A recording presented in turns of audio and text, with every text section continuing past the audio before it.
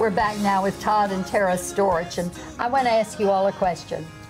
So many times when tragedy affects a couple, they either go forward, it makes them stronger, or they withdraw.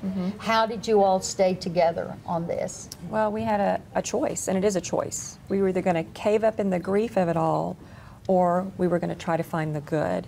And with our marriage, what we learned is we had to give each other the grace to grieve individually, because his grief was definitely not mine, and mine was not his. We handled it completely different. We could see how marriages could absolutely fall apart. Yes, and you're right, it's an individual thing. It is. And you're about to have your 20-year 20 anniversary. years. 20 years. Yeah, I mean, so the communications is everything. I mean, there was a couple, Randy and Pam, that just are 10 years ahead of us. They lost a child, and they allowed us to understand that our grief is different and we have to give each other graces. And then we learned that with our children, our other children also. And you have to love each other where they're at. You know, and as a man, I couldn't fix her, and that's all I wanted to do. We're programmed to help and fix, and I just had to love her through it, and she had to love me back. And you know, so our marriage has gotten stronger, you know, thank the good Lord, of just understanding how we can get through this. I think you thank the good Lord a lot, don't We do. you? Oh, we have to. I'm There's interested no doubt in about it. how when you started the foundation, these people would just appear. Like Max Lucado, who's done the foreword in your book, Taylor's Gift. Amazing. Yeah, and you actually had careers and a whole other path that you were going down. And when this happened, everything changed for you. And so you were working in media and all that kind of stuff, and now you're running the foundation. Yeah, it was, you know, there's a lot of choices in life, and my grandfather just really just preached to me, you know, Todd, it's not what happens to you that matters, it's how you react to it that does.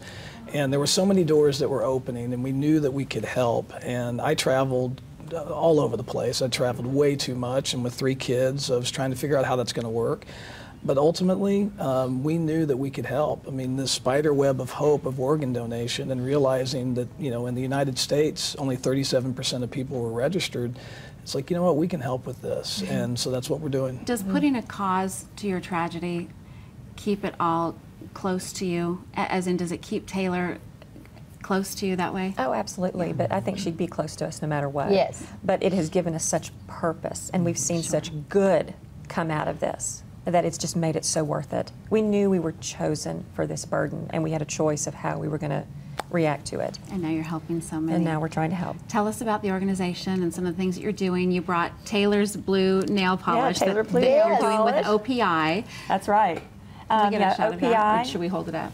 Yeah, OPI has partnered with Taylor's Gift. How did you get that done? You know, they are a very charitable organization, and we contacted them and told them what we were trying to do. We have a campaign called Paint It Forward. You've got it right there on you, Susie. Yeah, it's on there right here. It's look. Paint It Forward. Yep.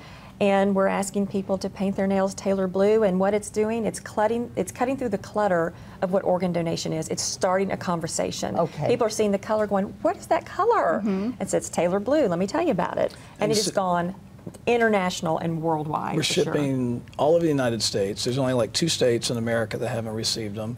Sweden, UK, Australia. Gosh, this is so amazing. And it's just again, organ donation's about life, right? It is. And people don't want to talk about it because it does deal with death. But ultimately, it's how we can give. Absolutely. You can find Taylor's Gift through any major book retailer. It's on Amazon.com for your Kindle for about $12. And please visit taylorsgift.org to find out more about how you can get involved in National Donate Life Month. I'd like to do something right now. I want to pull something from my mind that I used to leave at the end of presentations years ago.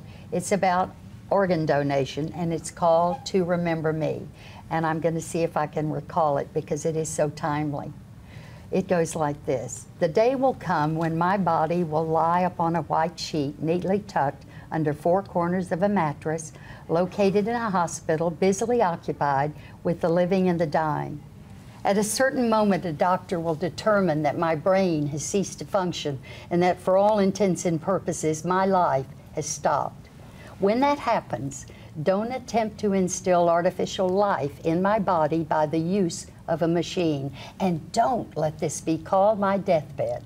Rather, Let it be called my bed of life, and take my body from it to help others lead fuller lives. Give my sight to the man who has never seen the sunrise, a baby's face, or love in the eyes of a woman. Give my blood to the teenager who was pulled from the wreckage of his car so that one day he might live to see his grandchildren play. Explore every corner of my brain. You can even take my cells if necessary, and let them grow so that someday a speechless boy will shout at the crack of a bat, and a deaf girl will hear the sound of rain against her window. If you must bury something, then let it be my faults, my weaknesses, and all my prejudice to my fellow man. And if by chance you do wish to remember me, then do it with a kind word or deed to someone who needs you. If you do all that I have asked, I will live forever.